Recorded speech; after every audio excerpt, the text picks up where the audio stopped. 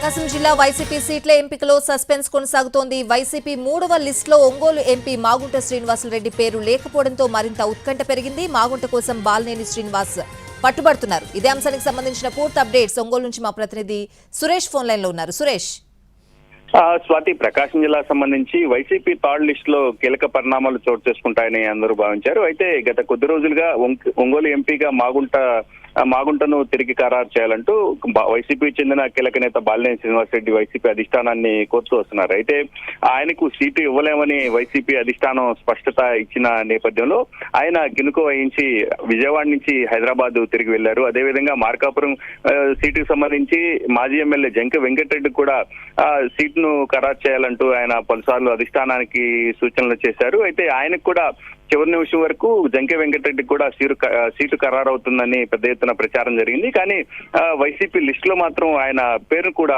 లేదు.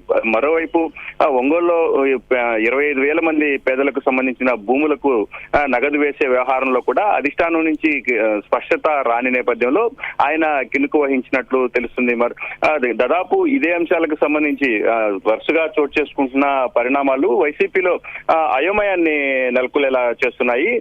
దాంతో పాటు ఇవాళ జరగనున్న కొండేపి, సంతనూతలపాడు కొత్త ఇన్ఛార్జీలను, అదే మంత్రులు ఆదిమూలపు సురేష్, అదేవిధంగా మేరుగు నాగార్జునలకు సంబంధించిన పరిచయ కార్యక్రమాలకు ఎంపీ విజయసాయిరెడ్డి అక్కడికి వస్తున్న నేపథ్యంలో బాలినేని కూడా రావాలని ఆహ్వానించారు. అయితే ఆ కార్యక్రమాలకు ఆయన గైర్హాజరవుతున్న నేపథ్యంలో పెద్ద ఎత్తున అక్కడ ఉన్న ఆయన సంబంధించిన అభిమానులు, అనునాయులు కూడా ఆ కార్యక్రమాలకు వస్తారా లేదా అనే సస్పెన్స్ మాత్రం కొనసాగుతుంది. మొత్తం మీద బాలినేని ఎపిసోడ్ తో అటు వైసీపీ జిల్లాతో పాటు హైకమాండ్ కూడా పూర్తి స్థాయి అయోమయం నెలకొన్న పరిస్థితి. బాలినేని ఏం చేయబోతున్నారు అనే విషయాల్లో మాత్రం వైసీపీ శ్రేణులు ఆసక్తిగా ఎదురు చూస్తున్న పరిస్థితి. స్వాతి.